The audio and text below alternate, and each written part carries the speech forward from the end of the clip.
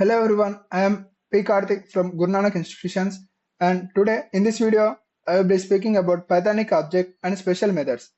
So this topic is all about how Python lets us create powerful and flexible objects using something called special methods. These are also called dunder methods often. So we will see why they are called as dunder methods. Introduction to Pythonic objects. So basically, an object is an instance of a class. We all know that. And everything in Python is an object, like a number, a string, a function, and classes themselves. So what an object does is it basically bundle two things. One is data and the other is behavior. So data is stored in attributes and the behavior can be defined by using the methods. This object-oriented approach helps us build reusable and clean code. What are special methods? Now let's talk about special methods. Special methods are also called dunder methods because they start and end with double underscores. So these methods help us define how our objects behave. Like for example, we can define how our object can be printed, can be compared, can be added, or even subtracted by using operators like plus, minus, etc. So some common dunder methods are init, str, string method, wrapper, and add. The init method. The init method is probably the most important one. The constructor.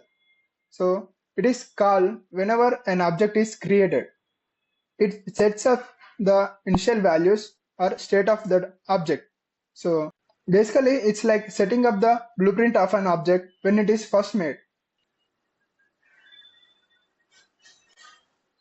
The str and wrapper methods. These two methods control how your object looks when you print it.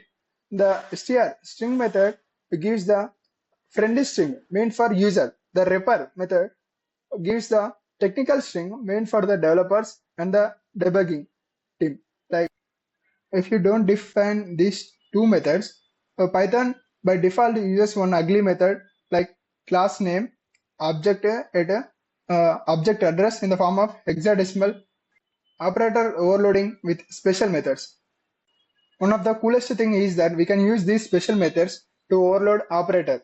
For example, add. It lets us define how plus operator works between two objects. Subtract. It lets us define how minus operator works between two objects. And same for the multiplication, true division, floor division, and modulus operator. So these special methods makes our custom classes behave more like built-in types. Just like arithmetic operators, we can also customize comparison operators.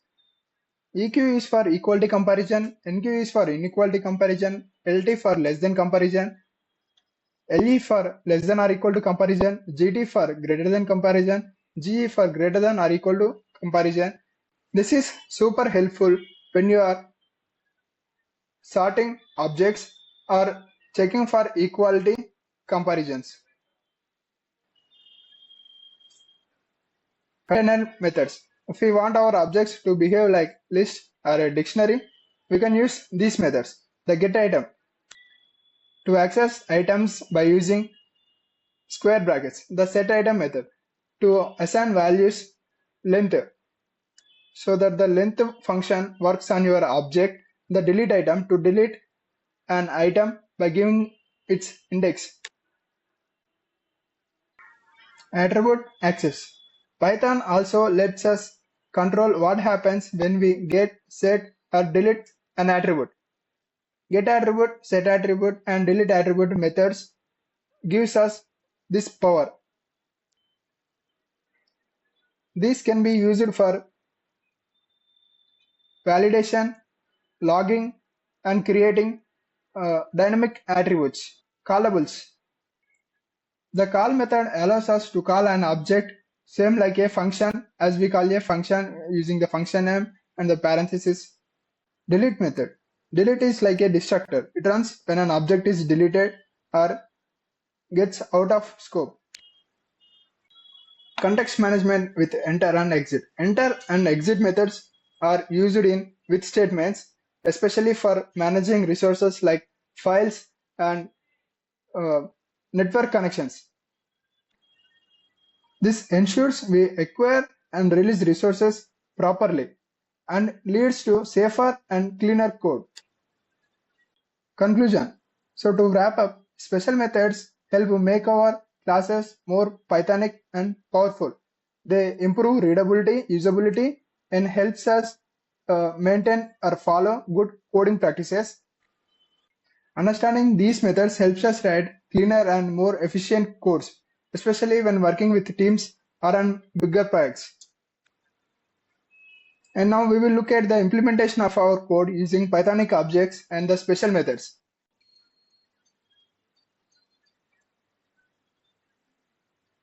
I have defined a class called magic box, and also I have defined special methods like init for initialization, the str and repar method for string representation, and equal to and equal to operation, less than method, less than or equal to method, greater than method, greater than or equal to method for comparison operators. And for arithmetic operators, I have defined addition method, subtraction, multiplication, root division, float division, and modulus methods. For container methods to behave for object like a list or a dictionary, I have defined few methods like length, get item, set item, delete item methods. For accessing attributes, I have defined few methods like get attribute, set attribute, and delete attribute methods. For calling an object, I have defined call method. For context management, we have defined enter, exit methods. For destructors, I have defined delete methods. So here I have given two objects, box1 and box2. The name is given as box1 and box2. So the numbers are 1 to 3 and 4, 5, 6 for the box1 and box2 respectively. So when I ask for print of box1, it gives the string representation. So we will run this program once. The str method here invokes and it will give the string representation like magic box of box1 with 3 numbers. As we have given the numbers 3, the name of the box is box1. So here you can see the str method, magic box of self.name with length of self.numbers. So the repar method gives us the magic box of name equal to box2, numbers equal to 4, 5, 6. It is in the form of object, like it is useful for debugging processes. So here next I have given length method, length of box1. So here it will return the length of the box1. It is 3. We have given 3 numbers in box1, right? And box1 equal to box2. These two are not equal, right? Box1 is 1, 2, 3 and box2 are 4, 5, 6. So it will print false. Next, box1 plus box2. Here addition method will be invoked. Box of addition box self.numbers plus other dot. It will combine the numbers in both the objects and it will print like this. Magic box of addition box with 6 numbers. So here using index, I have called the item box1 plus box2. It will be 1, 2, 3 plus 4, 5, 6. And I will be calling the fourth index. So 0, 1, 2, 3, 4. Fourth index is number 5. It will return 5. Okay. Box 1 of 0 equal to 10. So here we will be invoking the set item method. It will assign the value 10 to the 0th index and print box 1 of 0. So it will be invoking the get item method. It will print the previously initialized value, that is 10. Delete box 1 of 2. Here it will delete the item in the box 1 at the second index. Box 1. The call function will be invoked here and it will print box1 was called like a function. Here you can see the call function self.name was called like a function. So the same will be printed here. Box1 was called like a function. Print box1 dot fake.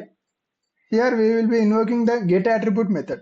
So there is no attribute like fake in our box1 object. So it will print no such attribute fake. Here you can verify the get attribute methods. Return no such attribute. Set attribute of box1 color red. Here this will assign one attribute named color as red. So print box1 dot color. The attribute will be assigned to the object box1. So now we will be printing the box1 attribute, that is color. The name of the color will be printed here. So it is red. I will be deleting the attribute color from the box1 object. So it will delete attribute color. Delete box1. Here it will be deleting the object box1. So box1 is being deleted.